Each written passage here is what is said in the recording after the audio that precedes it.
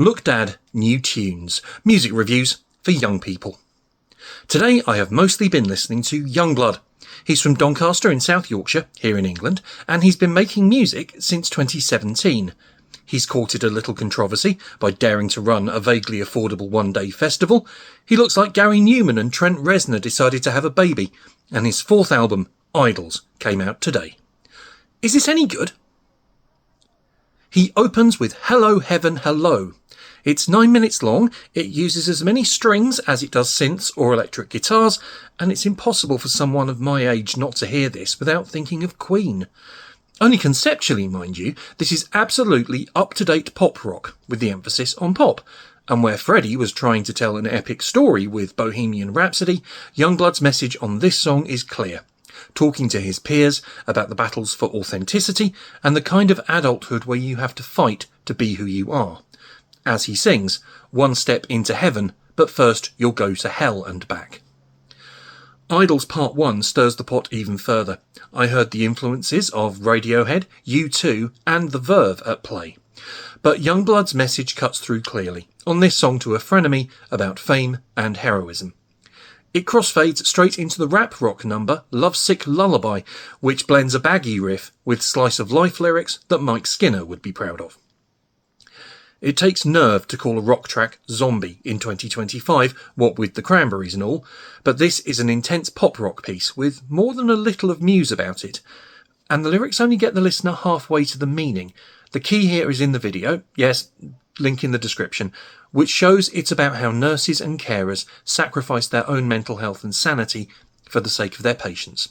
Florence Pugh's performance in it is superb and matches Youngblood's intensity throughout. The Greatest Parade doesn't have Jarvis Cocker's swagger.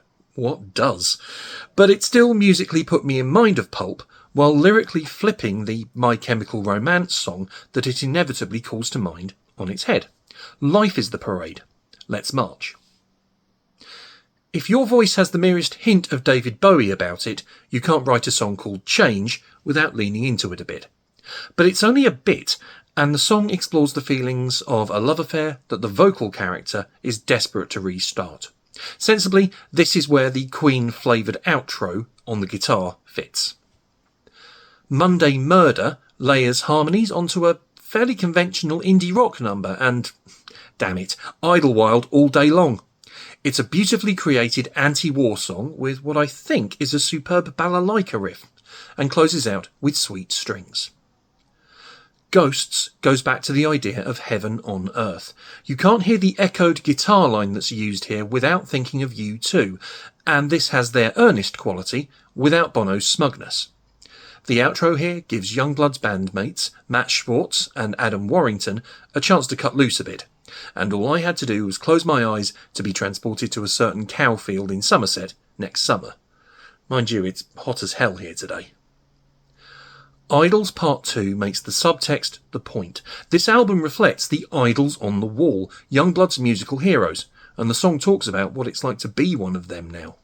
This, of all songs, is the one that drops a Coldplay reference. It's a good job he'd built up so much goodwill. It blends straight into Supermoon, a very clever Bowie-flavoured song that asks who the person on the stage is once they leave it, a question that Dame David struggled with for most of his career. It's a melancholy way to close the album out. Apparently there's a sequel coming soon. I have said the names of a lot of bands in this review. On the one hand, I like most of them, but I need to make it very clear that no one is ripping anybody else off here. Influence is not Steele's, and it's Youngblood's lyrical voice which holds the album together and makes it uniquely his own. Tracks 9 and 10, Fire and War, strip away most of those homages, and so Yungblud uses them to explore the two central lyrical themes of the album. Self-acceptance and friendship get you through life, and the gap between who you are and who you want to be for your loved ones is what stops you cold. Look, the central conceit of this channel is, here's a 50-year-old British man with an aggressively eclectic taste in music, reviewing mostly new music. Listening to this was like stepping through a mirror.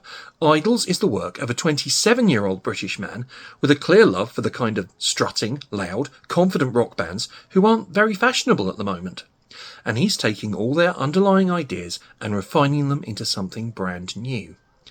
But I think it's also an examination of who Yungblud feels he's becoming through his personal, emotional life and the public life that a rock star has to live if he wants to make a difference.